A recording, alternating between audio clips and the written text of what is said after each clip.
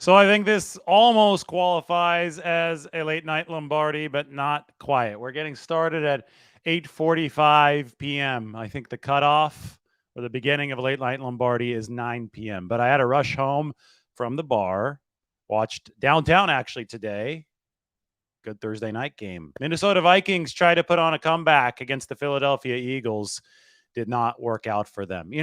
Kirk Cousins, and I know I'm preaching to the choir because everybody here follows the 49ers and they probably feel a similar way. Kirk Cousins never inspires me as a quarterback. Somebody like Brock Purdy, when you watch him, he does inspire you as a quarterback. He gives you something a little extra that Kirk Cousins doesn't give you. And, Kirk will frustrate you because some of the big plays are there. It's not like it's completely devoid of big plays. They had the big touchdown over the top that started bringing them back today. But then it just doesn't seem that he has the requisite punch in the biggest moments. And that's why his record is so bad in these primetime games. That's why the Vikings have never really done much in the postseason. And the Vikings as a whole, I mean, talk about a paper tiger last season. These guys were what? Number, I think, 26 DVOA, and then they lost at home to the New York Giants in the wild card round. So the Eagles obviously better than the Vikings. Minnesota made it a little bit closer there at the end. I do think that, the 49ers should have more of their attention on Philadelphia because that's who you're competing with at the top of the NFC. And to me, the Eagles, everybody had the whole offseason to study Jalen Hurts and to study that offense. There were some early game struggles for Jalen Hurts and that offense. And I mean, there were even some struggles a little bit later on. They were still, I think, explosive at the times they needed to be explosive in this game. But it's not an all-world unstoppable offense right now. And we'll see if that changes, if the Eagles develop into something a little bit more consistent as the season goes along. But I do think that the chess match in the NFL, when you have adjustments and counter adjustments, and opposing defensive coordinators just had a full offseason to counter adjust or adjust, and now the Eagles have to counter adjust. I think that game is being played on a back and forth level right now. And it's going to be very fascinating to me to see how the Eagles offense ends up ranking out efficiency-wise this season. We do know that they have a hell of an edge rush. Josh Sweat is not even their best edge rusher. He delivered the big play today, the strip sack of Kirk Cousins that turned into a touchdown just a couple plays later. My one takeaway during the game was, in general, and this is something that I said a lot because the 49ers are dealing with an offshoot of this problem. In general, offensive tackles in the league right now are quality ones are in such short supply. And the play of edge rushers around the National Football League is outpacing the play of the average tackle. And, everybody wants to say in the 49ers case, so why don't they just go and sign somebody or draft somebody so they can improve over Colton McKivitz at right tackle? And it's like, guys, Mike McGlinchey, who was considered an average at best pass protector at right tackle, commanded $87.5 million from the Denver Broncos. That's what supply and demand does in this market. The supply is low, so the demand is high. So the 49ers, they couldn't have just turned around and, good tackles don't grow on trees is the point. They couldn't just turn around and add somebody that they would have had good confidence in being better than what they have. So I think that the developmental path was the 49ers' best bet in the offseason. That's what they've taken with Colton McKivitz. And now they've opened up all this cap space, and they have these picks to where they are ready in case somebody potentially falls into their lap as far as a trade opportunity goes, kind of like Christian McCaffrey fell into their lap last year.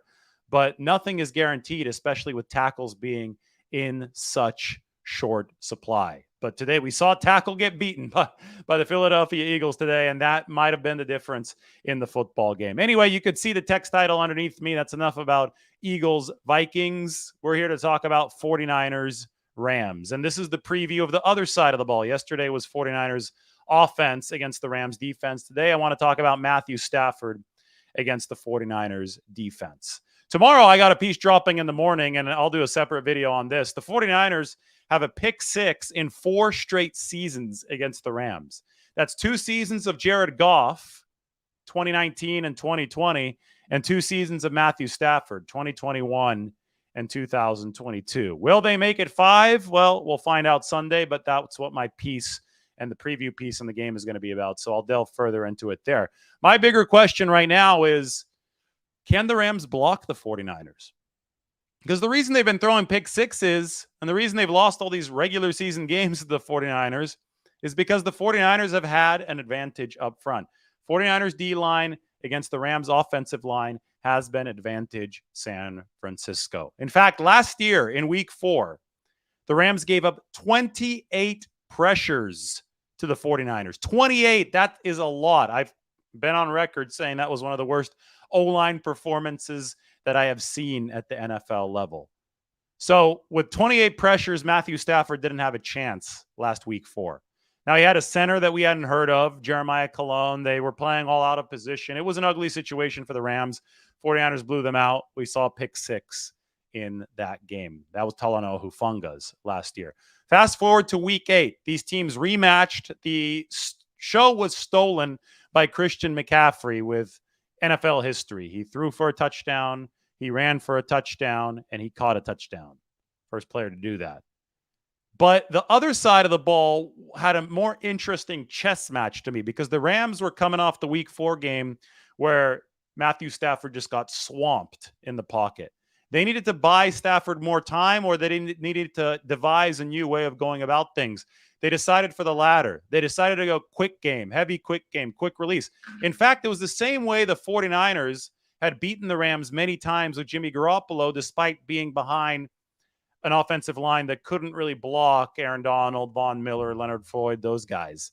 The 49ers went quick game. Garoppolo, in fact, in a 2021 game against the Rams, had a snap to release average time of 2.3 seconds, which would have been the second fastest of the entire season. That's really quick. That's snap, 1, 2, throw. Snap, throw, 2.3 seconds. Matthew Stafford in week 8 last year against the 49ers was 2.5 seconds. So they went to the quick release. Didn't matter because they lost anyway, but they did a little bit better offensively, the Rams did, than they did week 4 against the 49ers.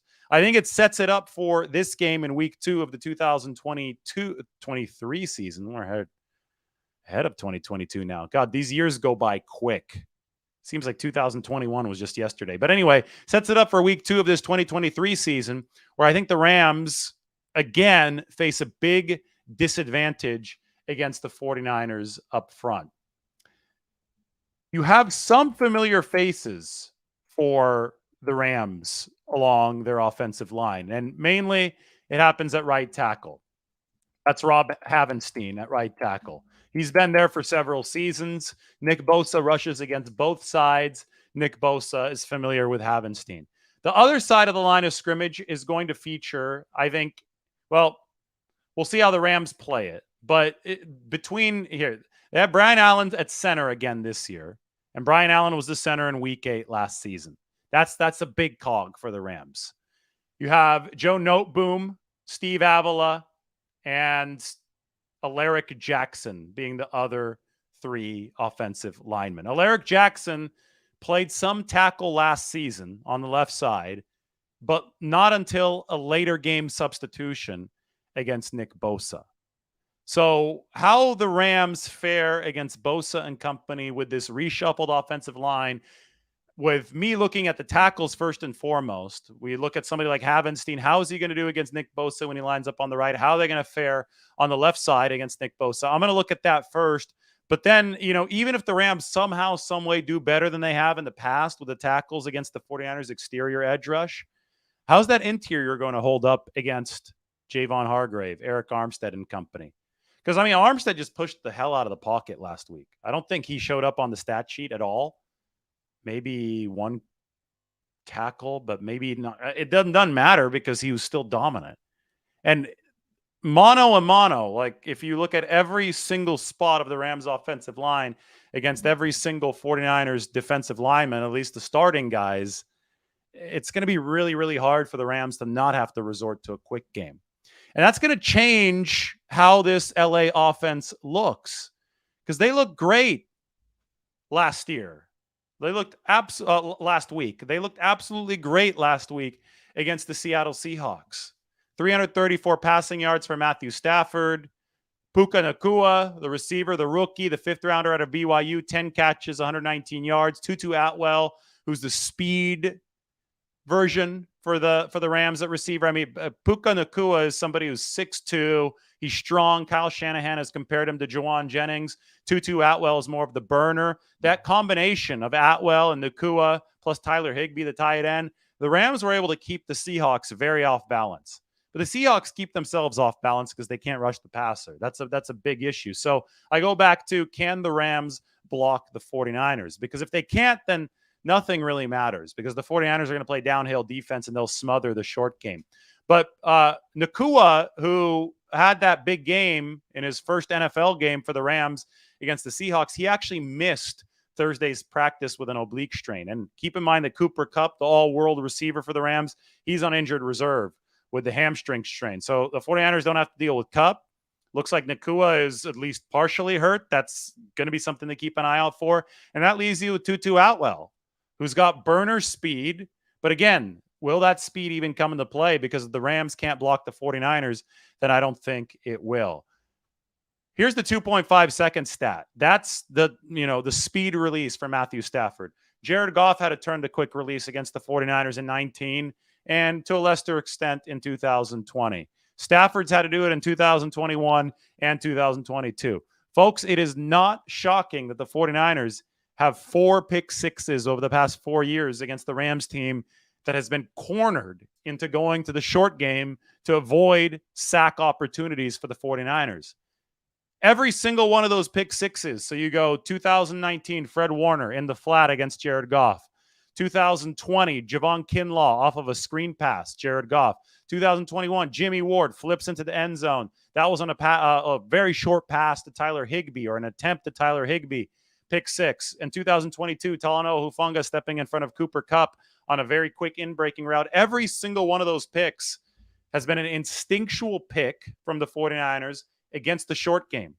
They have sniffed out the Rams trying to get rid of the ball quickly, and they've intercepted the football. So in this game of chess, Sean McVay better have a damn good counter move, because the 49ers defense has been getting him almost every single time. The only Rams success on a game-wide scale for the 49ers over the last several years was the NFC Championship game. And even that was success in the fourth quarter after the 49ers ran out of gas. 49ers playing their 20th game of the season ran out of gas. We know the 49ers right now are a whole lot fresher than they were at that point or at any point during the Shanahan tenure. No injuries for the 49ers. Samuel Womack missed today with that knee, but none of the frontliners are going to be missing in this football game. So I think that the 49ers are in a very, very good spot to try to smother the Rams, which leads me to what the Rams did last week against Seattle. They ran the ball 40 times. Now, we talk about Sean McVay being a descendant of Kyle Shanahan as far as coaching style and play calling style goes, but only the 49ers so far up until this year had been a team that would pound the rock 40 times in a game. That kind of ball control. But you saw the Rams with nearly 40 minutes of possession against Seattle, 40 runs against Seattle. The crazy thing, though, is that they had those 40 rushing attempts, but they only averaged 2.3 yards per carry. So it wasn't efficient, but it was good enough to beat Seattle. You have to remember, on the other side of the ball, the Rams also only gave up 12 total yards of offense to the Seahawks in the second half. So that helped as well. But the fact that the Rams were so committed to the run, despite the fact that it wasn't efficient for them, despite the fact that it was only picking up 2.3 yards a pop, that shows me that they might have been getting ready for the 49ers already last week. They want to avoid drop back situations. They've seen their offensive line get overwhelmed by the 49ers time and time again. So Sean McVay is saying, I want to pound the rock. I want to control the football. I do not want to expose Matt Stafford to this pass rush. I will say that the Rams better average more than 2.3 yards per carry if they want that strategy to work against the 49ers. It might work against a Seattle team that doesn't have the pass rush to make you pay on 3rd and 7 and 3rd and 8. But if you're facing 3rd and 7 and 3rd and 8 against this 49ers team, because you can't run on 1st and 2nd down, you're only averaging 2.3 yards per carry, it is going to be a long afternoon for the Rams. So stopping the run, key for the 49ers. The Rams, I mean, they've got a couple backs. They have a rookie now on top of Cam Akers. Kyron Williams out of Notre Dame. So they still have Ronnie Rivers out of Fresno State on the team. But Akers, more of a slash speed back. Williams, probably a little bit bigger, a little bit more physical. He was able to fall forward, pick up some yardage last week. But again, not very efficiently.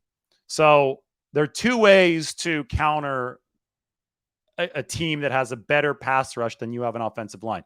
One is to run the hell out of the football, and two is to resort to the quick passing game. And Matthew Stafford has shown the ability to do that. Now, the 49ers counterattack against the quick passing game, the linebackers. That's why it's so big that Dre Greenlaw was back at practice today. Fred Warner's had good games against the Rams as well. Warren Burks was great in week 8 last year against the Rams. The linebackers have to keep stuff in front of them, and they have to be violent. They have to make the Rams pay for thinking that they can go quick strike, quick strike, quick strike. Bruise them a little bit, and that will dissuade them. That sets up pin your ears back pass rushing situations. My overarching point is the Rams are going to need to be much more efficient in the run to compete with the 49ers. There's a reason the 49ers are favored by over a touchdown in this game. And that's because on paper, all paths on paper that I'm telling you about this matchup lead to the same spot. And that's the 49ers decisively winning the line of scrimmage and then enjoying the domino effect that comes from that, because their defense has proven to be a different beast. The Rams might have moved the ball well against Seattle, but Seattle's a mediocre defense at best. You watch the 49ers, 5 possessions, 5 3-and-outs for the Pittsburgh offense last week. Hell, even go back to the NFC Championship game last year. This is before the 49ers had Javon Hargrave. Despite the fact that Brock Purdy tore up his elbow and the 49ers weren't able to do anything offensively, 49ers defense was hanging in there, stopping Philly over and over and over again. They shut down Dallas the week prior. They had a good game against Seattle before that. Now they have Hargrave. Now they're fully healthy. I think this 49ers defense has indeed proven that it's a different beast, and they're going to have a shot to display more of that strength against the Rams this week. So can the Rams block the 49ers? It's the operative question, and the answer is likely no. I have more answers for you right now as we move to a 49ers Q&A. 9 o'clock, 9:03. Nice. My little spiel there took 17 minutes and 30 seconds.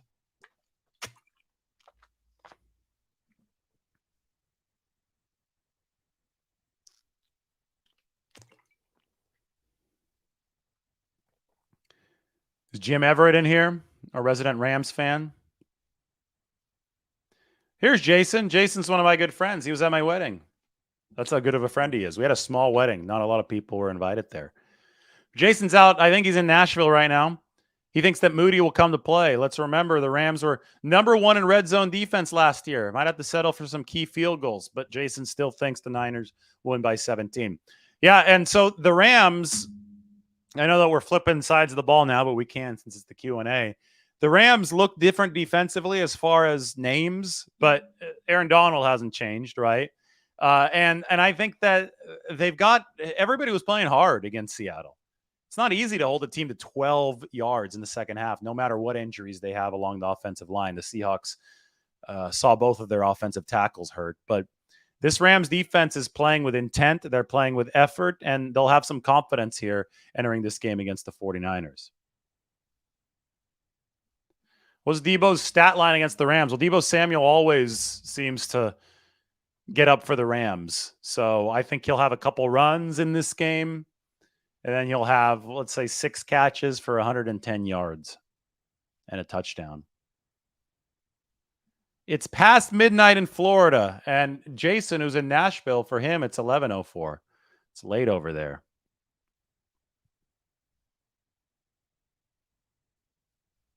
I think the situation in nickel is something that we're going to have to wait and see on Sunday. They yanked Ambry out of the game at halftime of week 1, so it was Isaiah Oliver in there.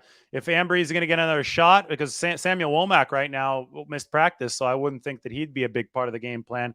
But if Ambry is going to get another shot on the outside, then you move Deommodore Lenoir in. If not, then you're going to see more Isaiah Oliver. I think ultimately they want all those guys to play, because I think they want to run the mix and match with Oliver and Deommodore Lenoir based on the size of the opposing slot receiver. Bigger guys, tight ends for Isaiah, smaller, shiftier guys for Diamond or Lenore. I do stand by what I said earlier this week. I think that they probably weren't as complex with the substitution patterns as they ultimately will want to be because it was week one. Oh, good to see Jason Mishler on here. Can't wait for the game. He's been a long time viewer.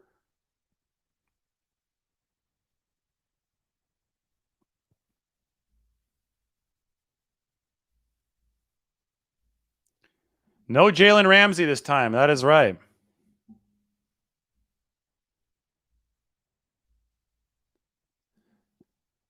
I don't understand this question. I mean, Kyle Shanahan uses George Kittle and Debo Samuel the same every week. Just because you don't get the football doesn't mean that you're not getting used. This is a 5 eligible offense.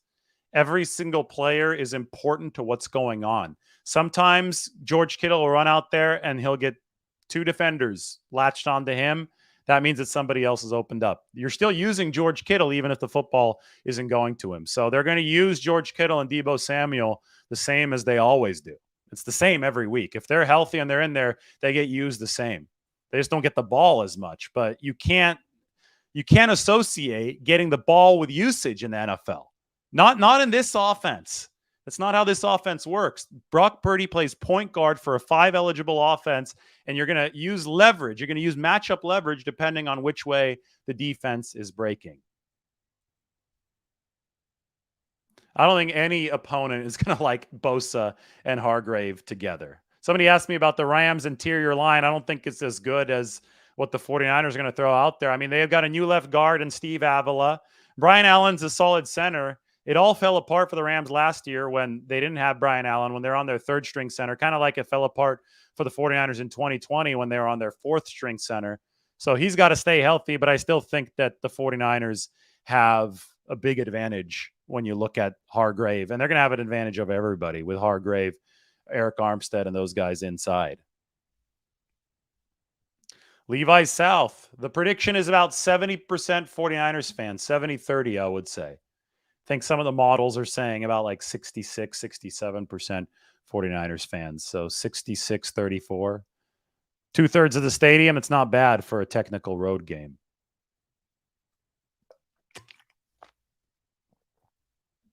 Why are we talking about a third contract for George Kittle? They just restructured Kittle's deal. He still has like multiple years on his current one. And the 49ers, just in a sign of huge belief in George Kittle, converted his base salary to signing bonus. I don't think it's time to be talking about a new Kittle contract, especially not talking about Kittle not getting a new contract, because the 49ers essentially just gave him a new contract last week. Restructuring a deal is a big, big deal. That means that you believe in that player and you're counting on him to be good for a few more years to come. Yes, Akello Witherspoon is going to be starting for the Rams, cornerback on the other side of the field. Number 44, look out for the former 49er.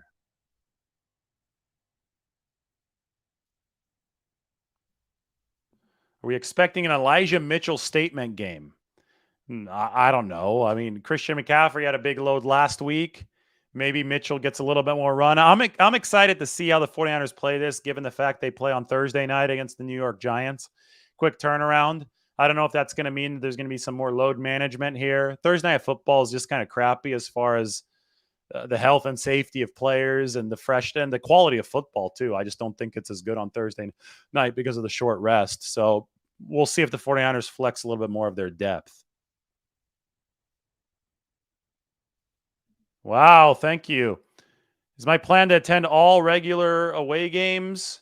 Anyway, you're killing it with the no bull data driven content. Get yourself a lobster roll, no imitation. Woo! Thank you. I try to make it to as many 49ers games as I can. You know me. I've been traveling around wherever the 49ers have been for years now. This is year 7, but I really appreciate this coming from Raleigh, North Carolina. That's really cool. Thank you, guys. Thank you, thank you, thank you.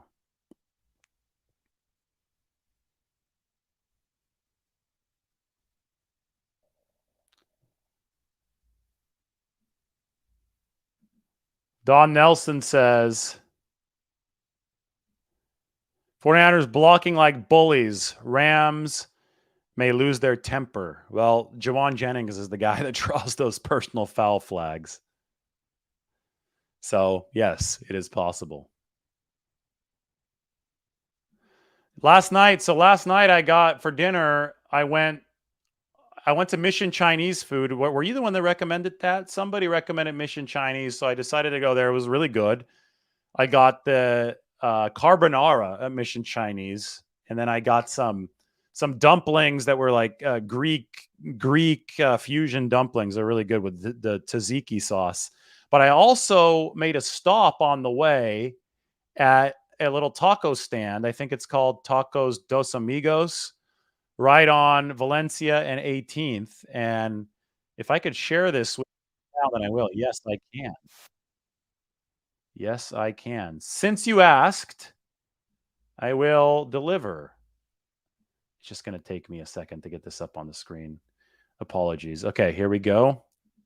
So this is what was for dinner. Let me expand that. At 18th and Valencia, right on the sidewalk. It was really good. So I got one taco on the way to dinner, and then I went to Mission Chinese and got those 2 dishes that I was telling you about. I mean, just so much good food in this neighborhood. And I didn't even know about this place doing their thing on the sidewalk. So I told them I would share it with all the Niners fans, and they were very happy. And I went on my way. That's what I got for dinner. Thanks for the suggestions. Really appreciate it. That is what was up. Yes.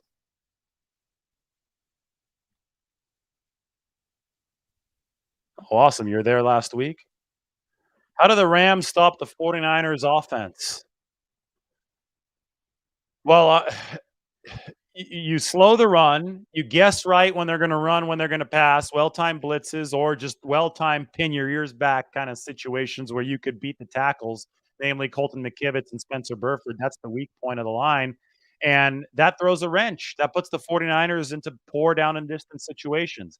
You can soundly beat the right side of the line in pass situations after you've limited the 49ers in the run situations. That's when the 49ers get off schedule. A lot easier said than done, though. That's why I think the 49ers are gonna be really hard to stop this year, especially if they start playing adequate football at right guard and right tackle, because they're really good run blockers, even if they do struggle. Even if Burford and McKivitz struggle, they're good run blockers, right? We saw that last week. You're getting damn good run blocks from those guys. And once you block well in the run game, you chunks that way. You keep yourself out of the tough down and distance. You keep yourself out of the tough down and distance if you're the 49ers. You don't face that situation where Colton McKivitz can get badly exposed. You play the game downhill. You play it on your terms. So if the Rams can keep the 49ers out of those positive downhill situations, that's when they can slow them down or stop them.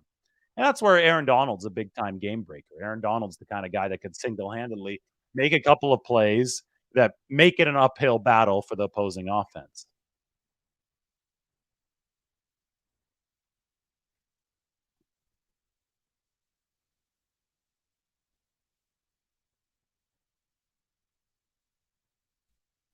How many first overall quarterbacks will Mr. Irrelevant beat this year? Well, how many does he play this year? Let's look. He plays Stafford twice, right?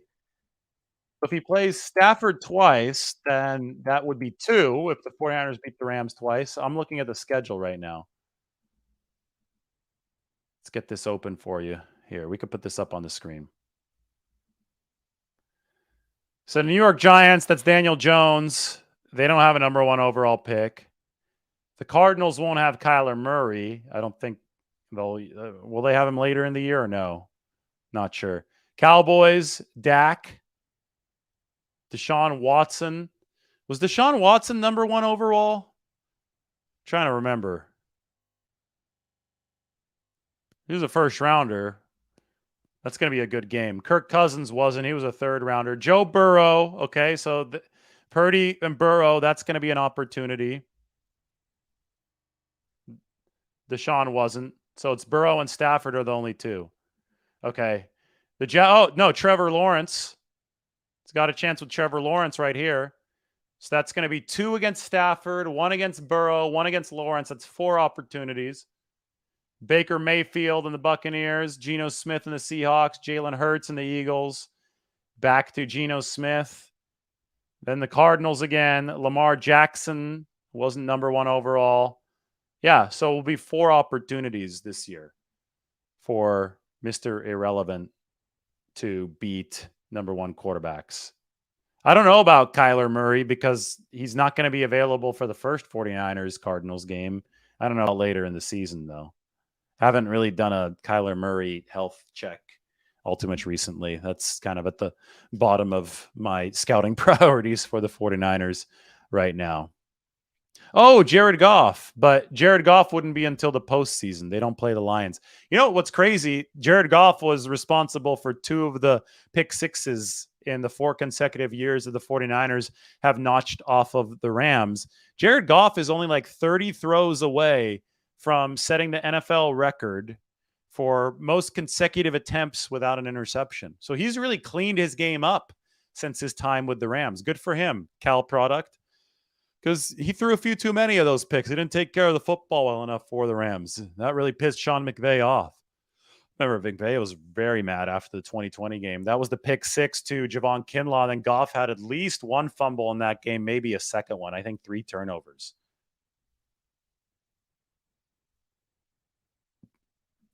Well, I don't think it's the 49ers' decision to wear the red jerseys. I think the Rams decided to wear white. They're the home team. And the Rams wear white. The 49ers have to go with a color. They can't go with white. But still, the last time the 49ers wore red in LA was in 2019. And that started this big run of success against the Rams. That was the final game at the Coliseum, 2019.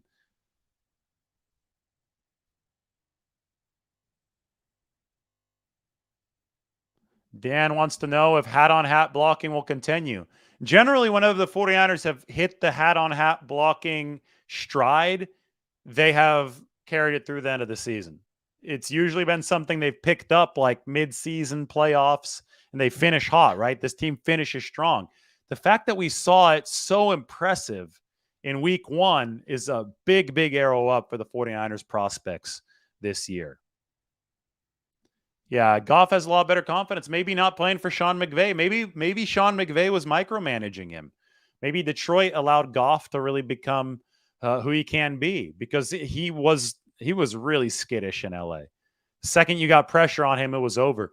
That one throw that he made against Kansas City on 3rd down when he got drilled to be able to thread that needle on the intermediate pass, I didn't see any of that when Goff was a Ram. So maybe Detroit has toughened them up. Some brutal winners out there. Moody didn't do kickoffs last week because he was still coming off the quad injury, so they wanted to keep his workload manageable. I appreciate it. Thank you. I especially appreciate the lobster roll that I got a little bit earlier. That was awesome. Thanks again. That was Dinan53. Dinan 53. You're the man. Coming from Raleigh, North Carolina. Yeah, I've been to La Taqueria on the Mission. That is the most famous taqueria in San Francisco. They won the burrito bracket. I think 538 did that. It's probably coming up on 10 years now. San Francisco, when they did the nationwide burrito bracket, they set it up like the NCAA tournament. San Francisco taquerias in the Mission ended up taking up 3 of the 4 spots in the Final Four. The only reason my place, Taqueria Cancun, didn't make it all the way is because La Taqueria knocked them out earlier, so it wasn't quite fair. But the best burritos in the world are here in San Francisco. I guess I need to do a show featuring all of them. You know, last year I went to Candlestick Park to the site. I went to Kezar Stadium. I made epic videos from both of those places. You can look them up. You just type in David Lombardi Candlestick or David Lombardi Kezar. Those are playoff things that I did. This year, if the 49ers go on another run, maybe I got to do like a big taqueria episode or something like that. Appreciate it. Thank you. Wow, if Drake Jackson gets 2 more sacks this week, then that means he has 5 through 2 games. Remember the 3 that he got last week? Drake already matched his season total from his rookie campaign in 2022. Smash that like button. El Farolito is good. El Farolito, though, is known as the place that if you need to get a burrito at 4 a.m., that's where you go. So El Farolito is a little bit more of the late night crowd, right? I think you gotta have a couple drinks in you to be able to take down that El Farolito burrito without it destroying you completely. It's built as more of a late night burrito. We'll put it that way. It's good, but it's a late night burrito. There are different types of burritos. There are daytime burritos, there are evening burritos, and there are late night burritos, and that's El Farolito. 24th and Mission. There's another location that's a little bit calmer that's down 24th Street, just to the east of there. Taqueria reviews will be coming to the channel. Thank you, Jacob. Yeah, Purdy State. I mean, they are lethal right now. So if he stays healthy, they'll continue to be lethal. I did see Solomon Thomas with the Jets. If people have breakfast burrito recommendations, definitely leave them in the comments section. That'd be awesome. Who do I think will be the MVP on either team on Sunday?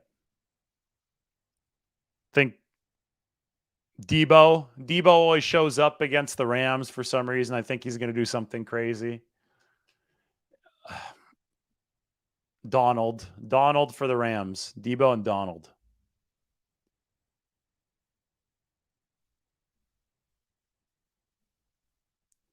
I agree with you. I think LA has got great tacos. I think the tacos in LA are better than the Bay Area. I'm talking about burritos specifically, though. The burrito is an art form that was developed in San Francisco, like the burrito as we know it, the big super burrito, and then it's spread everywhere else. So it has a lot of cool history. Echo Park, LA, huh? The reason I'm taking up LA right now is because the 49ers are playing there this weekend. 49ers over under 4.5 sacks. It's that 4.5 is a lot. Like, just because teams that play the 49ers are going to go quick game to avoid the sacks. You just want to avoid catastrophe. So I would say under.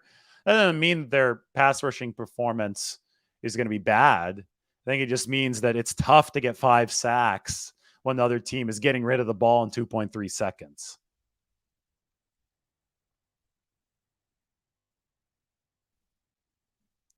The 49ers definitely have enough cap space to get players in offensive line positions. The question is, will those players be available? If you want to trade for a player, there has to be a team willing to trade the player. And I talked about this earlier. There is a shortage of good tackles in the game right now. The proliferation of athletic edge rushers is outpacing the proliferation of tackles. There is no proliferation of tackles. There's a proliferation of edge rushers, and there's a steady stream of tackles that's not keeping up with it. So teams like to hold on to solid tackles. When everybody asks me about La'el Collins, well, I'm like, why did the Bengals release him? They didn't release somebody that's a capable tackle just to release him. It's probably because his knee is shot or he's otherwise not ready to play right now. So the 49ers have set themselves up with option power by freeing up the $42 million in cap space. If an opportunity arises, they're ready to pounce. If it doesn't arise, they can roll the cap space over into next year when they need it to pay other guys. To me, that's a no-lose situation, right? Win-win for the 49ers. Either you spend the money now if an opportunity arises, or you spend it later. They also have draft picks. So a new player is probably going to cost 2 things. He's going to cost draft picks and he's going to cost salary. So they have the cap space to pay a new player, absorb that contract, but they also will probably need to send draft picks to another team to acquire that contract. So they're loaded with capital. The 49ers are very rich right now. They're walking around with a fat wallet. But you can walk around with a fat wallet and it doesn't mean anything if you're in an empty store. The 49ers will see between now and the trade deadline, week 8, right? Somewhere around there. They'll see between now and the trade deadline if the store has some inventory. Because right now, I don't know if it does. Teams aren't ready to sell yet. Give it a couple weeks. See if teams are ready to sell. At that point, the 49ers might be able to improve their roster. Remember, Emmanuel Sanders came before the trade deadline.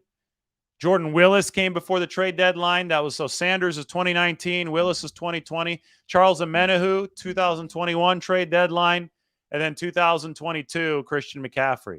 The 49ers have been active on the trade market every single season except for 2018. Because in 2017, they picked up Jimmy Garoppolo right before the trade deadline.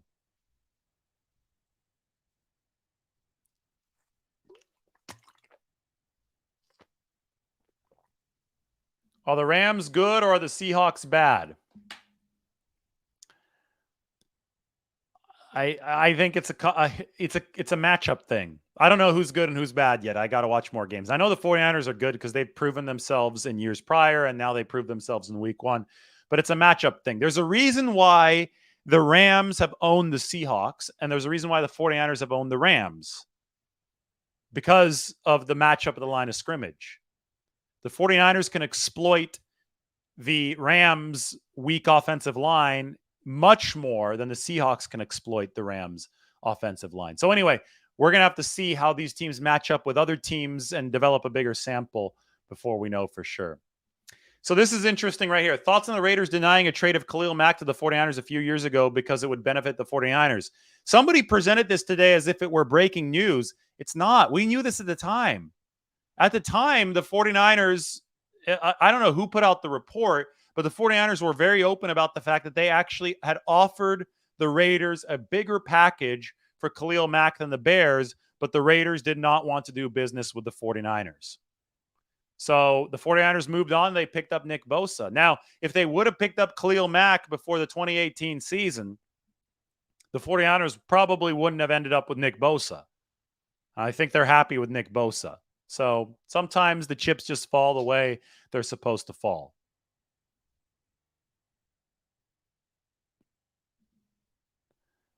You think that Ayuk is not worth a mega deal despite game one?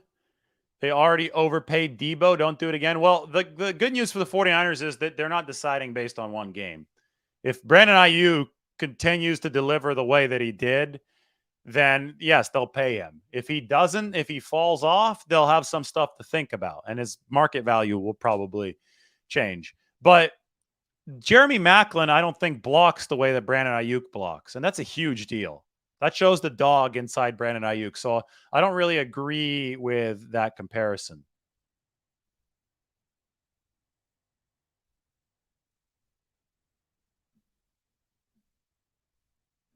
Jason says that Ayuk is not falling off. I don't think so either. I think that blocking that I showed you guys the blocking in the video. 2 blocks, 4 seconds apart, 15 yards apart. I mean, that kind of effort, that kind of desire, on top of the fact that he had the NFC Offensive Player of the Week receiving game, the 7 catches for, I think, $116. That kind of resume indicates this guy's around to stay. This guy's not going to fall off this year unless he gets hurt. So you got to knock on wood. Make sure everybody stays healthy.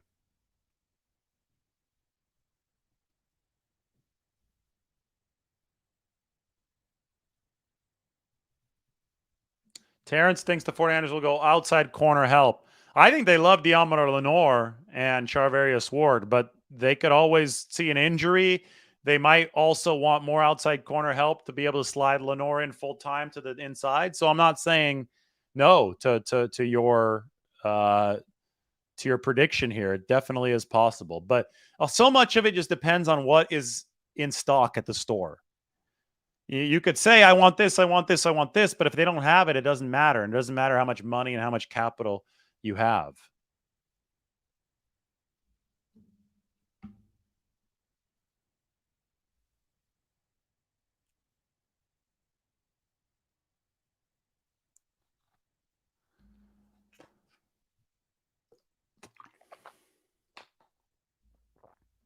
So here's one thing. Brandon Ayuk is not going to be on a $14 million cap hit next season.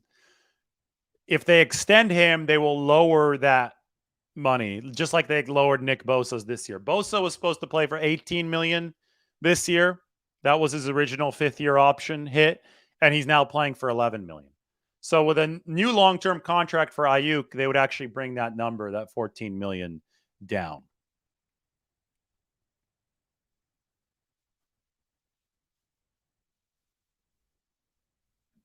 Getting players in the Cardinals? Well, I'm not sure the Cardinals would be too excited to trade with a division rival.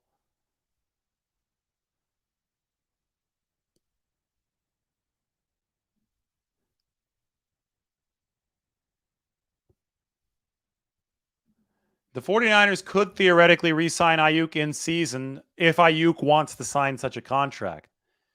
It depends on if Ayuk wants to bet on himself to take this to a situation where he could, have a little bit more leverage, kind of like Nick Bosa had the leverage this year.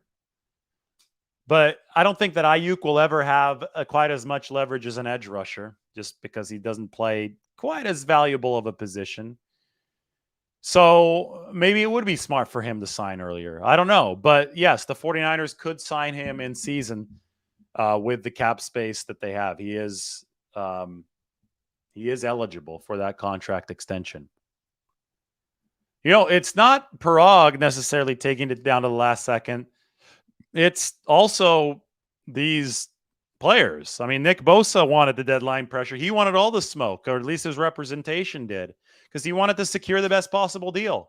I think at the end it worked out for everybody, but sometimes deadline pressure is what's needed to get these things done. That's what we said throughout the whole process.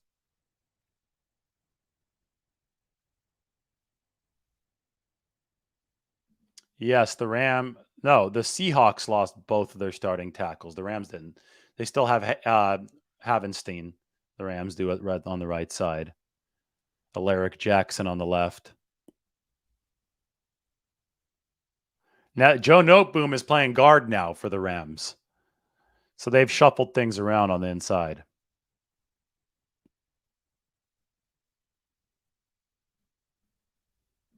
Any place in LA that I have in mind to eat before heading back to San Francisco? Well, if you're driving up, I don't know if you're flying or driving, but like the old Kettleman City In-N-Out Burger halfway through is kind of a traditional stop if you're doing the Interstate 5 drive. As far as LA goes, there's a lot of good food in LA. I love Grand Central Market downtown, but I don't know if you're going to be over in that area. Father's Office, Culver City, good burger at Father's Office. To be honest, I haven't been to LA in a few months now, and the scene is always changing there, probably even more quickly than it is in San Francisco. So maybe use the chat here for some recommendations. I'm sure people will be dropping some recs in the chat.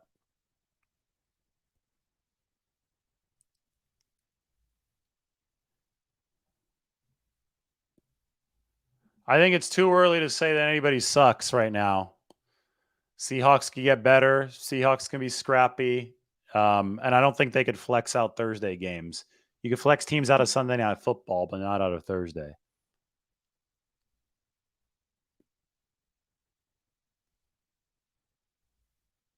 There is something good in Kettleman City. In-N-Out Burger.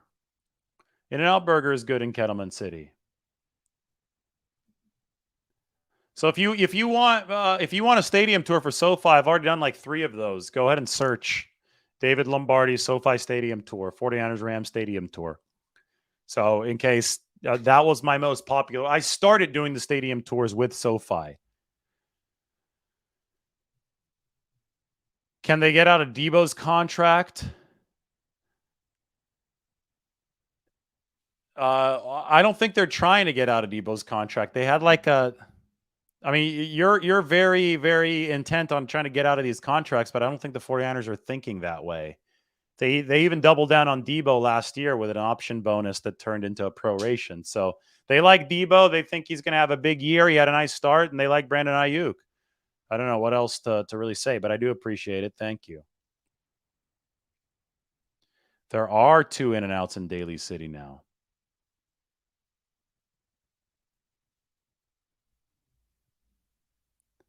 Oh, there is flex scheduling. That's crazy though. How are they going to do that? I do remember reading about that. We'll see how it works in practice. Thank you so much. Appreciate you. Yeah, I don't understand why they would want to get out of Debo's contract. They've committed to it. He's playing well. He's a bulldozer out there. It's all good. All right, 49 minutes is a good stopping off point. Everybody, thank you. Will the 49ers beat the Rams? We're going to answer that question tomorrow. Everybody have a good Thursday night.